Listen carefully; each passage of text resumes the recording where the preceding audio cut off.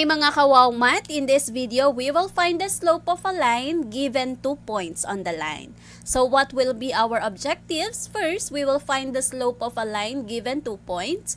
Next is we will describe the graph of a line given the slope, and given the slope and the point, we will find the unknown value of x and y coordinate of the second point.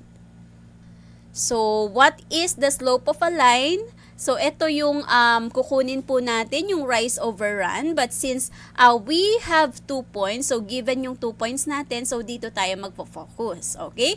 So, we have 3 ways in finding the slope of a line. First is given 2 points. Next is given by if the graph is given. And next, if the equation is given. So, but in this video, we will focus on the slope of a line given 2 points. So, yung equation and graph, yun po yung next video natin. Okay, so paano ba natin kukunin ang slope given ang 2 points? So again, for any non-vertical straight line containing the points with coordinates x sub 1, y sub 1, so this is referring to your first point kasi sub 1 siya. And then for your second point, x sub 2, y sub 2 is defined by the formula. So this is the formula that we're going to use in finding the slope of a line given 2 points. So why do we have y sub 2 minus y sub 1 over x sub 2 minus x sub 1? So this is referring to your first and second point. So for us to find the slope, para mahanap natin yung slope natin, gagamitin po natin yung rise over run na kung saan we will be using y sub 2 minus y sub 1 over x sub 2 minus x sub 1. Now remember that your x sub 2 and x sub 1 should not be equal para hindi maging undefined ng ating slope. Okay? At paano siya? So, I have here, this is an example. So, ito po yung rise natin and then this is your run. So, paano natin gagamitin itong formula na to, yung finding the slope? So, since meron tayong 2 points na x sub 1, this is your first point, y sub 1, and then this is your second point, x sub 2, y sub 2.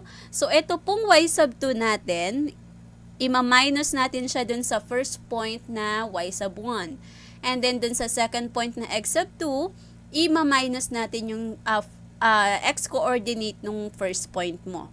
So y sub 2, kung ano man yung value nito, minus y sub 1 over x sub 2 minus x sub 1. Let's have an example. So find the slope of the line that passes through 6, 7, and 4, 3. Okay?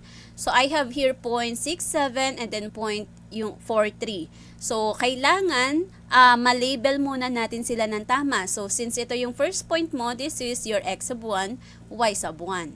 And then this is your x sub 2, y sub 2. So, again ha, ganun po lagi ang gagawin. Yung first point mo, x sub 1, kasi this is your x coordinate, and then y sub 1, y coordinate. And then yung second point mo, kaya siya sub 2, kasi x sub 2, y sub 2. Okay, so ibig sabihin ito yung second point mo, your x coordinate and y coordinate. Now, paano natin hahanapin ang slope kapag 2 points ang given? So, we will be using the formula of finding the slope, which is y sub 2 minus y sub 1 over x sub 2 minus x sub 1. So, let us substitute the values.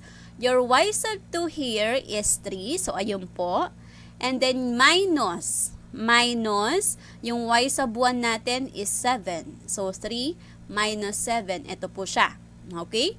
And then, your x sub 2 natin is 4 minus, lagi nating susundin ito, minus your x sub 1 is 6. Now, be careful in labeling your point. So, kung ito yung x sub 1 mo, dapat yung kasama niya y sub 1. Hindi pwedeng x sub 1 tas y sub 2. And then ito, x sub 2, y sub 1. So, kung ano po yung point mo, kung if this is your first point, sub 1 siya. If this is your second point, sub 2, sub 2. So, maging maingat tayo sa pag-substitute. Minsan kasi ang ginagawa, yung y sub 1 ang sinubstitute dito, tapos dito y sub 2. So, mali po yun, okay? So, y sub 2 minus y sub 1, and then x sub 2 minus x sub 1. Okay. Now, later, ipapakita natin, pwede nga bang magbaliktad? Okay. So, titingnan natin. So, let's solve. So, 3 minus 7. So, applying the rules in subtracting integers. So, 3 minus 7, that is negative 4. And then 4 minus 6, that is negative 2. So, simplify natin. Negative 4 divided by negative 2, that is positive 2. Okay? So, subukan nating pagpalitin and let's see kung positive 2 pa rin ang slope na makukuha natin.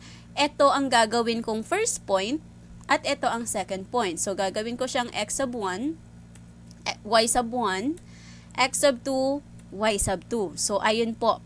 Subukan nating palitin and let's see if we will still get the same slope, which is positive 2.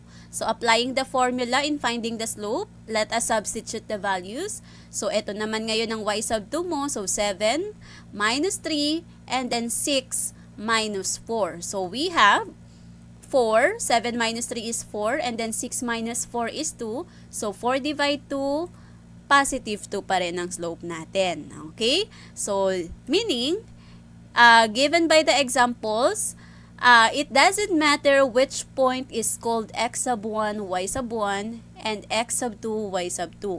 So, hindi importante kung ito yung first point mo, ito yung second point, o ito yung first point, ito yung second point.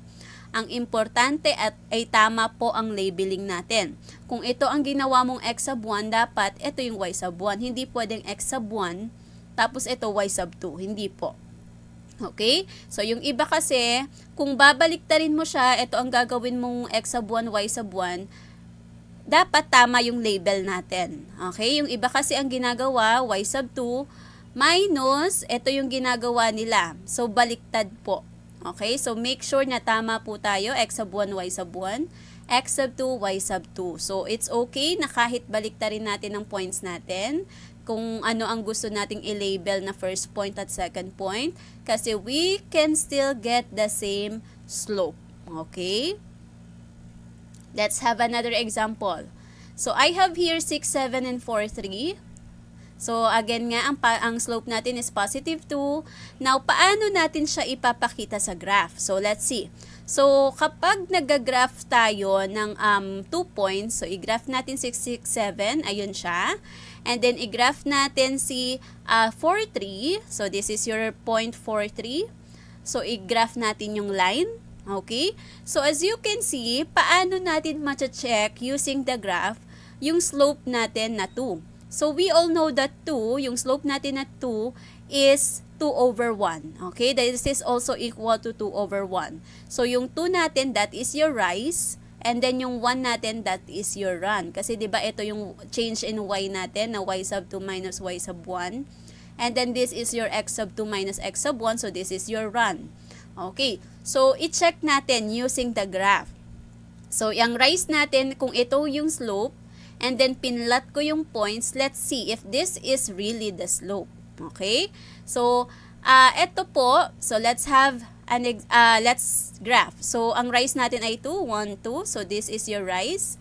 And then, yung run natin is 1. Okay? So, therefore, our slope is correct. Pinakita rin natin siya using the graph, no? So, paano ito? So, kapag inakyat mo to ulit, rise, run. Rise, run. So, tuloy-tuloy lang po siya. Okay, notice that the graph of the line, kung titingnan natin yung graph ng line natin from left, lagi tayong magsisimula sa left ha, sa left tayo unang titingin. Pa-right, kung titingnan natin from left to right, paangat siya. Okay? Paangat siya. So, ibig sabihin, if the slope is positive, so as you can see, ang slope natin dito ay positive. If the slope is positive, so meaning kung positive siya, your slope is greater than 0. So, the graph of the line increases from left to right. So, be careful ha, lagi po tayong from left to right. So, kapag ang slope natin ay positive, ang graph po ng line natin increases or rises. That is the other term. Rises from left to right. So, remember that if your slope is positive, so malalaman agad natin, ay dapat ang graph niya increases from left to right. O minsan naman, given yung graph, kapag nakita mo na ganito yung graph, automatic may isip mo, ay dapat ang slope niya positive. So, yun ang mga ways natin para ma-check natin kung tama ang slope. Okay, another example. So, find the slope of the line that passes through negative 4, 5, and 1, negative 2. So, first, i-label natin si x sub 1, y sub 1, x sub 2, y sub 2. So, using the formula, apply natin yung y sub 2 minus y sub 1. So, our y sub 2 is negative 2 minus our y sub 1 is 5. Okay? And then, 1, your x sub 2 is 1, minus your x sub 1 is negative 4. Now, kadalasan dito tayo nagkakamali. Akala natin na itong minus, yun na yung negative niya. Hindi po. Okay? So, yung x sub 2 natin is 1, minus, meron pa siyang minus, and then yung given na negative 4 sa x sub 1.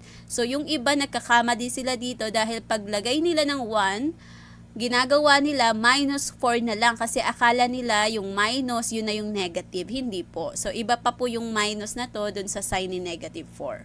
Okay? So, let us solve. So, this is negative 2 minus 5, that is negative 7. So, ito magiging plus kasi negative times negative, positive. So, 1 plus 4, magiging 5 to. So, negative 7 over 5.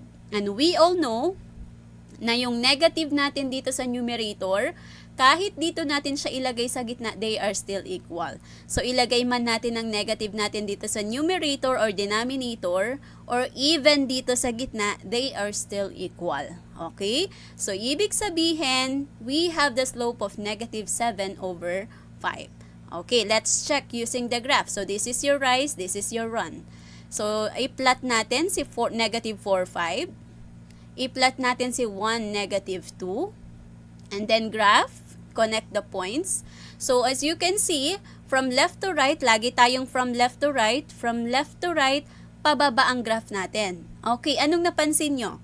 Kanina, positive ang slope, pataas. Ito naman, from left to right, pababa. Okay, so the graph of the line decreases or falls from left to right. So, ibig sabihin, ito yung rise natin, i-check natin.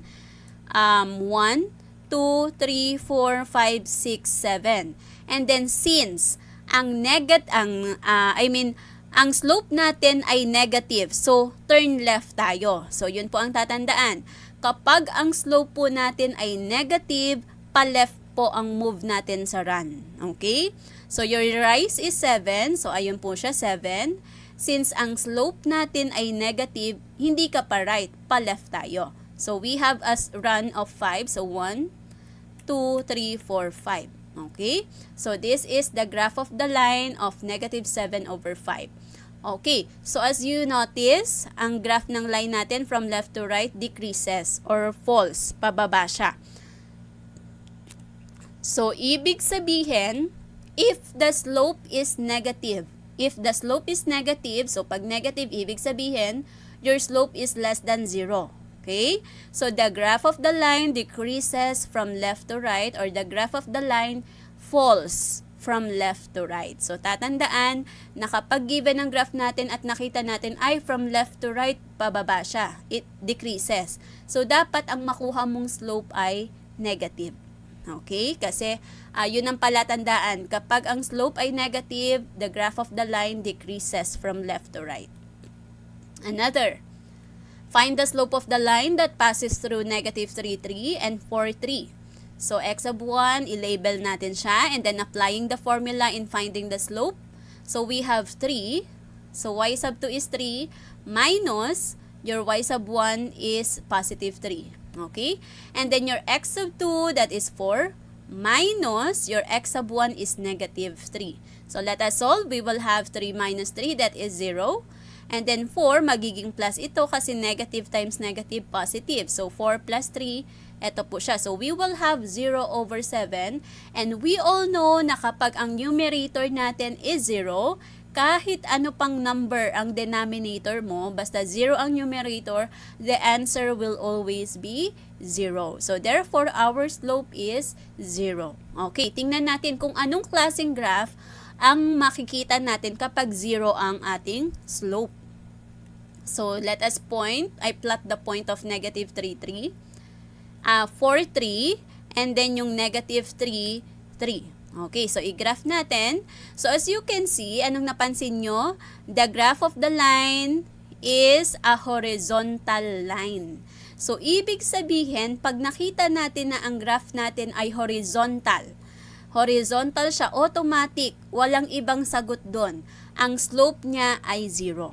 Okay? So, tatandaan, if the slope is 0, the graph of the line is a horizontal line. So, wala pong ibang slope doon. Pag nakita nyo kagad, hindi na po natin kailangan i-solve yon. Pag nakita nyo na ang graph ng line ay horizontal line, then the slope is 0. Okay? Automatic po yon. Next. So, let's have this one. Find the slope of the line that passes through 3, -2, and 3, +4. So, label natin. And then, y sub 2 minus y sub 1, substitute the value. So, our y sub 2 is 4, minus our y sub 1 is 2, and then x sub 2 is 3, minus x sub 1 is 3. Okay, so let us solve. So, I have here 4 minus 2, that is 2. And then, 3 minus 3 is 0. Okay, ano nga ulit kapag ang denominator natin ay 0? Then that is undefined. So, ang slope natin is undefined. Now, let's see.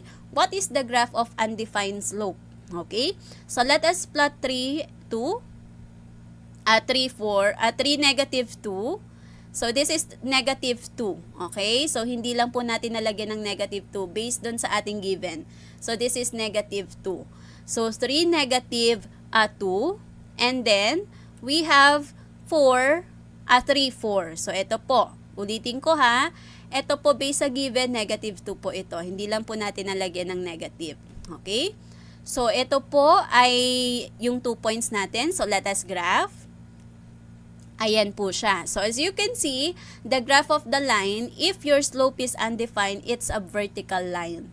Okay? So, remember that if a slope is undefined, the graph of the line is vertical line since division by 0 is not defined.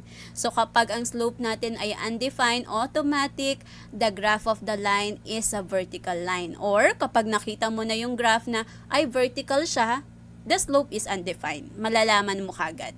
Okay? Now, let's have this one. So, determine the value of n so the line that passes through each pair of points has the given slope. So, I have here your first point to 1, and then your second point natin is n, unknown value, and then 5. So, ang gagawin natin dito, we have to look for this value. So, wala tayong x sub 2. So, kailangan natin makuha yung x sub 2. So, paano po yan? Okay? So, ito, given yung slope. Okay po. So, paano kapag meron tayong ganitong example? So, y sub 2, ganun pa rin po ang gagamitin nating formula. Yung m, the slope, is equal to y sub 2 minus y sub 1 over x sub 2 minus x sub 1. So, we have, substitute the values. Your m is your slope. So, that is 4 over 5 equals 5. This is your y sub 2 minus 1, your y sub 1. And then your n, since wala pa tayong value ng x sub 2, so that is n minus 2.